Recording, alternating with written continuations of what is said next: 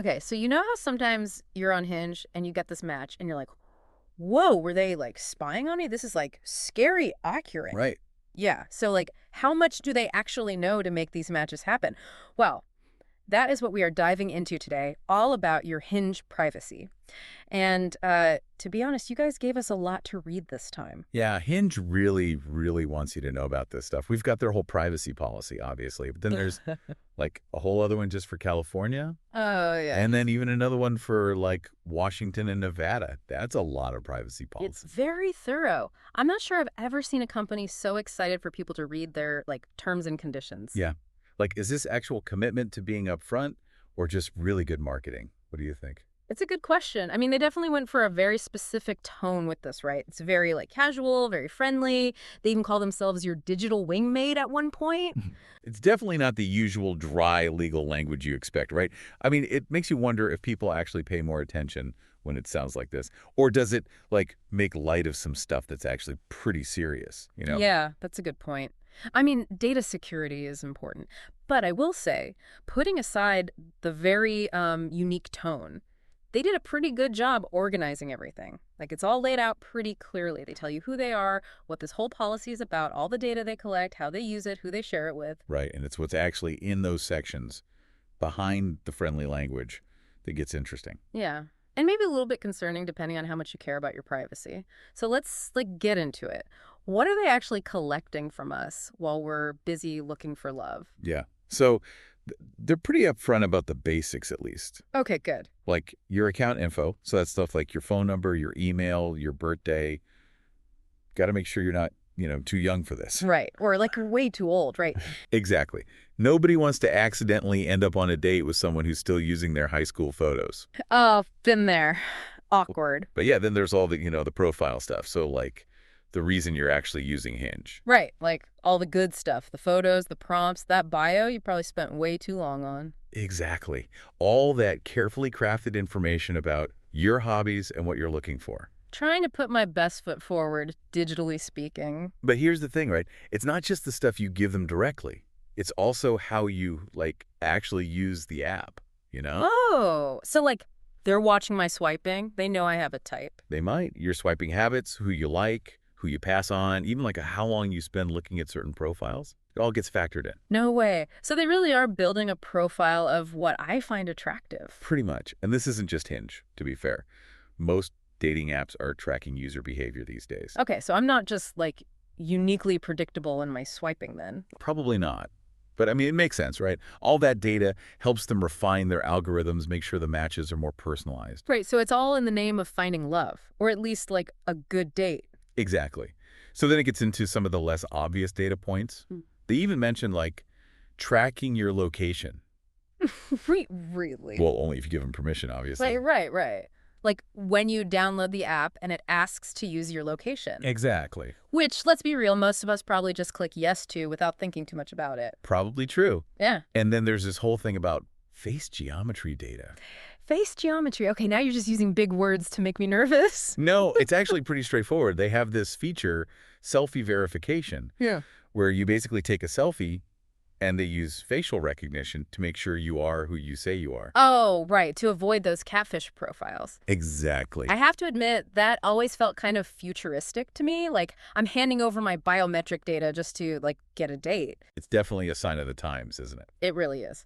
Okay, so location, facial recognition, anything else I should be aware of before I upload another selfie? Well, they might even keep a copy of your ID on file, if you've provided it. Wait, my driver's license? What do they need that for? It's usually for identity verification, especially if, there are concerns about fake accounts or if someone needs to prove their age. Okay, yeah, I guess that does make sense. Still feels a little weird though, right? Like handing over that much personal information. I get it. It's a valid concern. But before we spiral into an existential crisis about data privacy. Too late. Yeah. Let's talk about what they're actually doing with all this data they're collecting, because that's where things get really interesting. Okay, yeah, good point. So, like, it's one thing to know they're gathering all this information, but what are they actually doing with it? Okay, so we know Hinge has all this data, right? Like, from our swiping habits to our location, even maybe our ID. But the big question is, like, what are they actually doing with it? Right, it's one thing to collect data, But how are they actually using it? Well, I mean, the most basic answer is to, you know, actually make matches. Okay, so that's the whole point, right? But how does the data play into that? Well, it's all about these algorithms, Right. right? They take all the information they have about you and like what you're looking for in a partner. Based on my very nuanced swiping, of course. Exactly. And then they use it to find other users who like fit those criteria. So it's like personalized matchmaking, but, with a lot more data involved than just your sun sign or whatever. Right. It's not just about asking me my favorite color anymore. Exactly. And what's interesting is Hinge seems to be like really leading into this whole data-driven matching thing, more so than some other apps, I think. So they're really like analyzing everything. It seems that way, yeah. Like they're looking at patterns in your swiping, your preferences, all this stuff to really try to understand what makes you tick, romantically speaking. Wow. So it really is like they're building these like complex profiles of us as daters. No more secrets on Hinge. Pretty much. But it's not all about matchmaking, of course. They also talk about using this data to, improve the app itself. Okay, so like new features, making things run more smoothly, that kind of thing. Yeah, exactly. But it goes even further than that. They mention using it for research, like even publishing academic papers based on the data they're collecting. Wait, hold on. Academic papers? Like in actual scientific journals? Apparently so. Wow, I never thought my swiping habits would be contributing to, like, the scientific understanding of love. Right. It's pretty wild when you think about it. But it makes sense, right? Like having all this data about how people are connecting, what they're looking for, what works, what doesn't work, that's super valuable for researchers. That's a really good point. Okay, so we've got matchmaking, app development, research.